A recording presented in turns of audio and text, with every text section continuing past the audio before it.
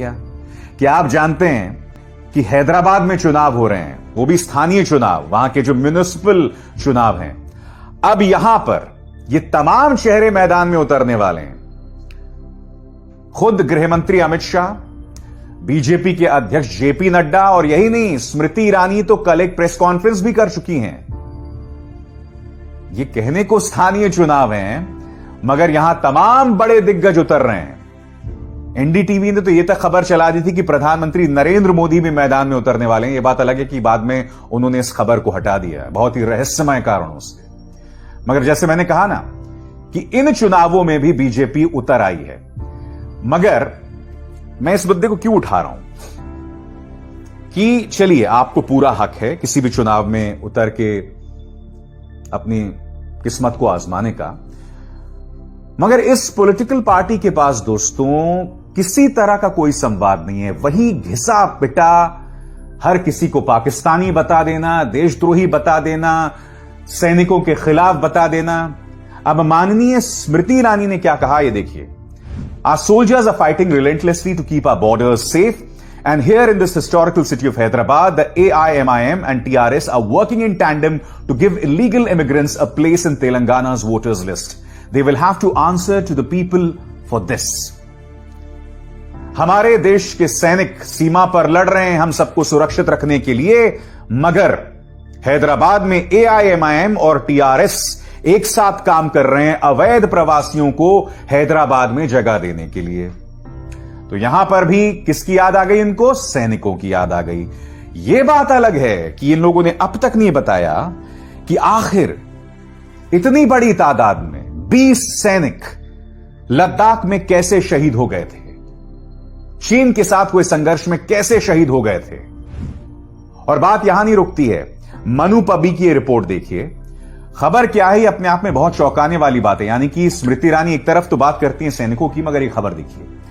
Army digs out old sleeping bags for troops in Ladakh procured in 2006. They were not used earlier as they were found to be unfit for use in glacier and super higher altitude areas. Manu Pabbi की report क्या कहती है?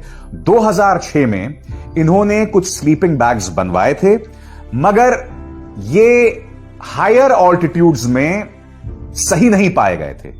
यानी कि ऊंचाई के लिए ये स्लीपिंग बैग्स जो थे वो ठीक नहीं पाए गए थे, कारगर नहीं पाए गए थे। अब पूर्वी लद्दाख में जो हमारे सैनिक तैनात हैं उनके लिए 2006, आज से 14 साल पुराने वाले स्लीपिंग बैग्स को फिर निकाला गया है उनके लिए। क्यों?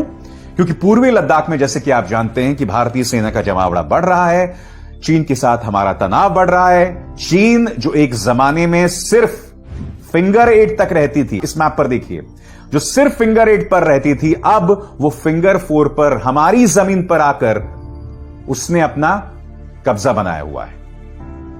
मैं स्मृति जी से पूछना चाहता हूं कि अगर आपको सैनिकों की इतनी परवाह है तो 2006 के स्लीपिंग बैग्स आखिर आप उन्हें क्यों दे रहे हैं? और जैसे मैंने कहा ना कि कहने को हैदराबाद के लोकल चुनाव है, मगर इसमें भी इन्होंने हिंदू, मुस्लिम, मोहम्मद अली जिन्ना, फलाना ढिमकाना सब शुरू कर दिया है।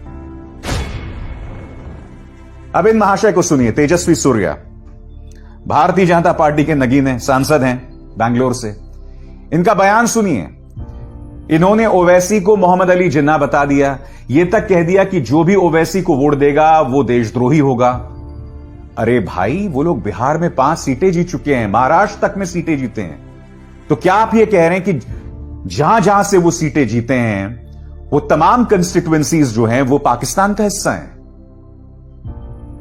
क्या कहा तेजस्वी सूर्या ने, पहले आप सुनिए। Who is Owaisi? Owaisi is Muhammad Ali Jinnah's new avatar. We must defeat him. Every single vote you give to the Bharatiya Janata Party is a vote for Bharat, is a vote for Hindutva, is a vote for making our country much stronger. A vote for Owaisi.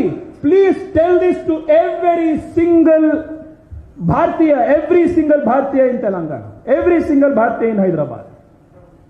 A vote for Owaisi will mean a vote against India.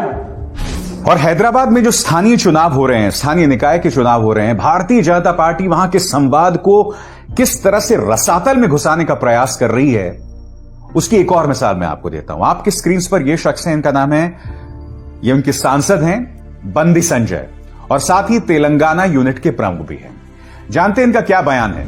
News minute की खबर है कि अगर हम चुनाव जीत गए तो हम ओल्ड सिटी ऑफ हैदराबाद में सर्जिकल स्ट्राइक करेंगे।